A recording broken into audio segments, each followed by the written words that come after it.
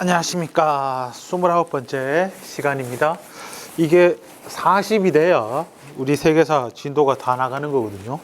그러니까 아직 4분의 3도 안 했다는 얘기인데, 그래도 다행스러운 건 좀 고비라고 할 수 있는 프랑스 혁명과 빈 체제를 무사히 끝냈기 때문에 그 다음에는 별 무리 없이 하지 않을까라는 개인적인 생각은 있습니다. 자, 이번 시간에 할 거는 154쪽에서 157쪽, 우리 교과서 154쪽에서 157쪽까지 있는 산업혁명에 관한 이야기입니다. 우리가 흔히 이제 근대라고 하면은 이제 시대 구분에서 근대라고 하면은 두 가지 혁신적인 사건이 있습니다. 하나는 정치 사회적으로의 사회적인 변화, 시민혁명. 그 다음에 하나는 경제적인 변화인 이 산업혁명을 이야기할 수 있습니다. 결국 이 경제적인 변화는 사회 구조의 변화까지 가지고 오게 되는데, 자, 그러면 이 산업혁명이라는 게 뭐냐 이거죠. 산이라는 거는 무언가를 생산하는 활동을 이야기합니다. 이 산업, 무언가를 생산하는 활동인데, 이 생산에 있어 가지고 혁명적인 큰 변화가 있었다라고 이야기를 하는 겁니다. 그러면 어떤 변화가 있었느냐? 쉽게 말하면 우리가 손으로 만들던 게 뭐로 만들기 시작했다? 기계로 만들기 시작했다 하는 거죠. 그래서 이러한 기계의 발명은 이후에 교통, 통신 이런 분야에 있어서도 많은 변화를 가지고 오게 됩니다. 이 산업혁명은요, 유럽에서 일어나거든요. 정확히 말하면 영국에서 일어납니다. 그러면 왜 이 유럽에서 산업혁명을 주도할 수밖에 없었느냐 하면은, 당시 전 세계적으로 제일 잘 사는 동네가 어디냐고 물어봤을 때 바로 유럽입니다. 유럽이 제일 잘 살아요. 그리고 유럽에서는 물론 중국도 잘 삽니다만은, 유럽만의 특징은 각기 다른 국가들이 모여가지고 경쟁을요, 자기들끼리 치열하게 하거든요. 경쟁도 많다 하는 겁니다. 그리고 그 전에 신학로 개척을 하면서 그 전에 자본주의, 기본적인 원시적인 자본주의의 형태가 발달해 있었던 거죠. 예를 들어 기업이라든가 금융이라든가 보험이라든가 이런 부분에 있어가지고, 저번 시간에 우리가 신학로 개척이나 이런 거를 하면서 좀 들었을 텐데, 상업에 있어가지고 다른 지역보다 좀 발전해 있었다 하는 사실을 또 들 수가 있겠고요. 또한 과학혁명은 내가 되게 중요하게 생각하는 것 중에 하나거든요. 이 과학혁명, 별거 아닌 것 같지만 어떤 인간이 모든 자연현상을 이제 이해할 수 있게 되었다, 설명할 수 있게 되었다, 요거에서 오는 자신감이 대단한 거죠. 그래서 이때 당시에 유럽 사람들의 생각은 이거예요. 우리가 이성의 힘으로 못할 게 없다, 모든 걸 할 수 있다, 요런 아주 자신감에 한참 불타 있을 때가 이 과학혁명 이후의 시대입니다. 물론 이거는 이후에 1차 세계대전을 겪고 많은 사람들이 죽게 되자 그 기술에 대한 무한한 진보에 대한 생각이 조금 달라지게 되는 거지요. 자, 어쨌든 유럽에서는 과학혁명 이후로 해가지고 사회라든가 자연에 대한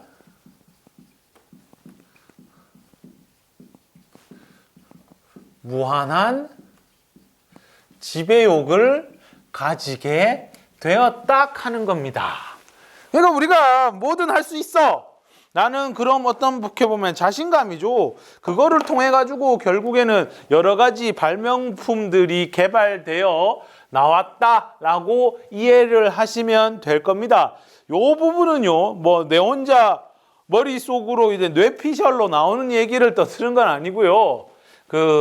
서양사 개론이라고 거의 역사하는 사람들이 가장 기본 중에 기본이라는 책이 있습니다. 거기에 나오는 내용을 이렇게 적어봤습니다. 자, 그래서 본격적으로 이제 산업혁명에 대한 얘기를 할게요. 왜 유럽에서 산업혁명이 먼저 일어났냐는 데에 대해서는 대략적으로 설명을 했고요. 자, 그러면 이 산업혁명입니다. 이 산업혁명의 스타트를 끄는 나라는 유럽 가운데서 어디냐? 영국입니다. 영국입니다. 영국에서 시작되었다 하는 얘기죠. 그렇다면은 우리가 왜라는 이야기를 또 해야 되는 거죠. 왜 유럽 가운데 영국이냐 하는 이야기인데, 영국이 일단 정치적으로 매우 안정되어 있어요. 뭐 산업혁명이 이때 일어나는 시기가 이제 1700년대 한 1700년대 뭐 중반쯤 되면 이제 산업혁명이 본격적으로 일어납니다. 쉽게 말하면 공장이 여기저기에 만들어지는 거죠. 그때 당시에 영국은 1600년대 말, 1700년대 초 이후로 해가지고 아주 정치가 안정돼 있어요. 명예혁명 이후에는 영국 나라 안에서 일어나는 여러 가지 일들이 뭐 되게 나라를 위협할 만한 일들이 없어요. 다른 어떤 지역보다 안정돼 있다 하는 게 첫 번째고요. 그 다음에 도시의 노동력이 풍부하더라. 다른 어떤 지역보다 이 인구가 많아요. 이 1800년대 들어오면은 런던의 인구가 100만이거든요. 그리고 여기서 말하는 인구는 도시의 인구입니다. 런던 인구가 100만. 이때 당시에 동시대에 프랑스의 파리의 인구가 뭐 30만에서 50만 뭐 이랬다고 하거든요. 그러니까 도시 노동력이 풍부해요. 뭐 그렇게 되는 배경에는 옛날에 그 인클로저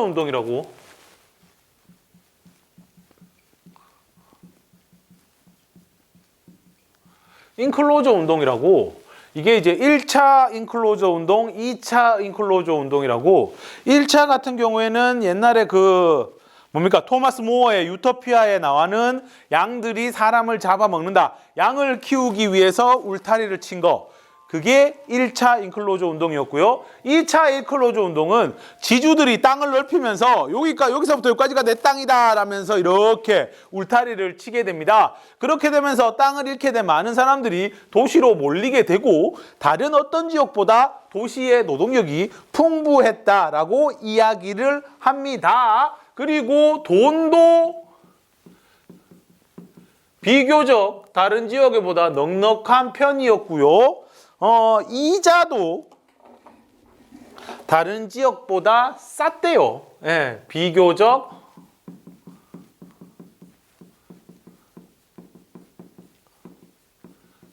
금융이자도 5% 이하로 유럽의 어떤 지역보다 저렴했다라고 얘기를 합니다. 그리고 이 모든 것을 다 포함하는 이야기가 있어요. 뭐 유럽 안에서 여러 가지 경쟁에 있어서 승리한 나라죠.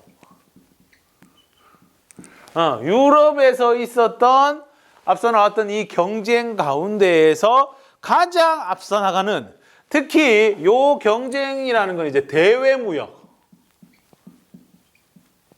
대외무역에 있어서 뭐 초창기에 신항로 개척, 대항해 시대를 주도했을 때는 뭐 에스파냐, 포르투갈 이런 애들이 주도를 했지만 나중에는 영국, 네덜란드 그리고 네덜란드는 이후에 크롬웰 때 항해법 이후에 쇠퇴하게 되고 결국 영국이 이 모든 뭐 세계 무역의 콩고물을 독점하다시피 하거든요.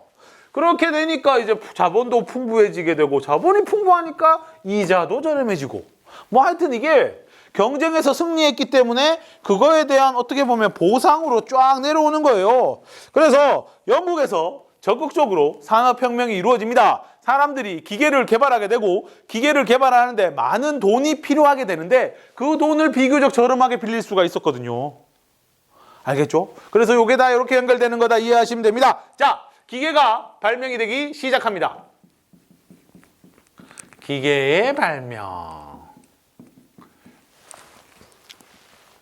먼저 스타트는 1730년대에 나오는 존 케이라는 사람이 있어요. 요 사람이 나는 북이라고 I am 북이 아니고 flying. 북이라는 건 이제 뭐 쉽게 말하면 실 뽑아내는 그런 거거든요. 실 뽑아내는데 이렇게 해서 뭐 이렇게 옷감 만들어내는데 이렇게 막 물레에 보면 이렇게 왔다 갔다 하는 게 뭐 있나 봐요. 그게 이제 기계의 시초처럼 등장을 하게 되고요. 이것과 관련해 가지고 방적기, 주로 요때 말하는 기계들은 대부분 이제 면직물 요거에 관련된 기계들이 나오게 됩니다. 이 방적기는 쉽게 말하면 실 뽑아내는 장치거든요. 요 실 뽑아내는 장치를 방적기라고 하는데, 이때 당시에 영국의 무역 수출품을 주도하는 게 면직물이었어요. 면직물. 그래가지고 그거와 관련된 기계들이 개발이 됩니다. 대표적인 방적기로는 뭐 제니 방적기, 그 다음에 수력 발전기, 그 다음에 뮬 방적기라는 게 등장을 합니다. 제니 방적기는 하그리브스, 죄송합니다. 이게 잘 안 나오네요. 펜을 좀 바꿀게요. 빨간색을 쓰겠습니다. 하그리브스, 수력 발전에는 이것도 잘 안 나오네. 수력 방적기에는 아크라이트, 그 다음에 요 제니 방적기와 수력 방적기의 장점만을 모았던 게 크롬프턴의 뮬 방적기. 제니 방적기는 이 하그리브스, 이 사람이 개발했는데, 이 제니가 딸 이름인가? 또 찾다 보니까 뭐 와이프 이름이 제니라는 얘기도 있는데, 하여튼 자기가 이제 기존에 있는 방적기를 좀 더 편하게 할 수 있는 기계를 개발을 했어요. 그래서 뭐 8배, 이 생산량이 8배가 늘었다고 하거든요. 예, 제니 방적기. 또 어떤 책에 보면은 뭐 200명이서 하던 일을 요 기계 하나가 해냈다 하면서 뭐 얘기하는 데도 있고, 뭐 워낙 뭐 책마다 다릅니다. 그 다음에 수력 방적기는 이 동력의 수단을 이제 물을 이용한 거죠. 그래서 나중에 이 제니 방적기와 수력 방적기의 장점만을 모은 게 뮬 방적기다. 이렇게 이해하시면 되겠습니다. 그리고 조면기라고 해가지고 이제 그 실을 바탕으로 해서 면을 만들어내는 기계를 만들어냅니다. 이거는 이제 휘트니라는 사람이 만들었는데, 이 휘트니라는 사람이 만들어내는 이 조면기 덕분에 50명이 하던 일을 1명이서 하게 돼요. 50명이서 하던 일을 1명이서 하게 되더라. 그러니까 이래 기계 방적기, 이 기계의 발명이라는 게 마냥 좋은 것만은 아닌 게, 이렇게 새로운 기술이 발전하게 되면 어떻게 됩니까? 결국에는 기존에 있던 사람들이 공장에서 50명만 쓰던 걸 1명만 쓰면 되는 거야. 그러니까 성난 사람들이 어떻게 기계를 막 부수고 다니는 일이 벌어지게 되는 거죠. 그게 바로 그 유명한 러다이트 운동이라고. 기계를 부수고 다니는 거야. 실업자가 됐다고.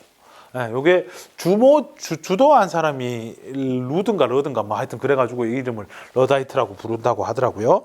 자, 그래가지고 어쨌든 여러 가지 기계가 발명이 됩니다. 그리고 이 기계를 바탕으로 해서 공장이 출현하게 되고요. 등장하게 되고, 그 다음에 새로운 증기기관이라는 게 만들어집니다.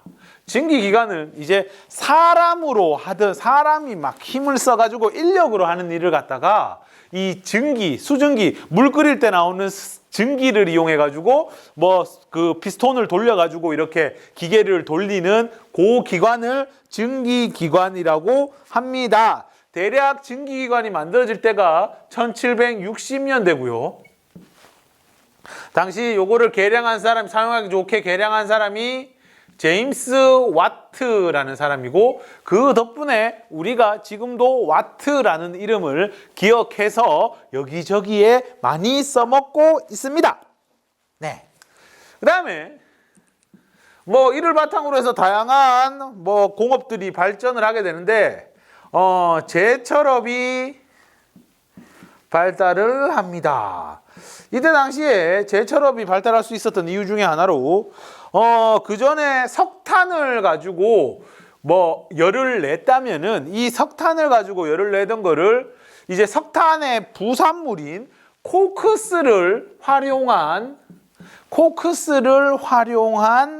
뭐 제철업이 발달을 하게 됩니다. 요게 이제 대략 1730년대 일이고요. 요때 이제 등장하는 인물이 뭐 지멘스, 뭐 베서머, 뭐 요런 사람들이 있다 하는 겁니다. 그리고 이 증기관을 활용해 가지고 교통 통신 발달도 이루어지는데요. 사실 두 개가 좀 별개인 것 같습니다만 하여튼 보시지요. 교통 통신 발달. 교통에 있어서는 증기선이라고 이제 사람들이 노저어 가는 게 아니라 뭐 석탄이나 이런 거를 통해서 이 증기기관을 활용해서 간다 하는 겁니다. 그게 이제 풀턴이라는 사람이 만들었는데요. 사실 이때의 증기선이라고 하기가 좀 민망해요. 노는 계속 저어야 돼요. 사람은 어차피 인력은 갈아 넣어야 되고 좀 더 편하게 갈 수 있다 하는 수준입니다. 순수하게 증기만으로는 뭐 바다에 따라 차이는 있겠지만 뭐 시속 8km? 뭐 이래밖에 안 갔대요. 예, 달리는 게 더 빠를 수도 있어요. 그 다음에 그리고 기관차. 증기 기관차도 만들어집니다. 요거는 스티븐스라는 사람이 개발을 했고 1830년에 등장을 합니다. 그래가지고 뭐 리버풀이라든가 맨체스터라든가 이런 도시가 떠오르게 되는 거고 각 나라에서 이제 철도를 깔기 위한 경쟁을 무지무지하게 하게 됩니다. 그리고 전신은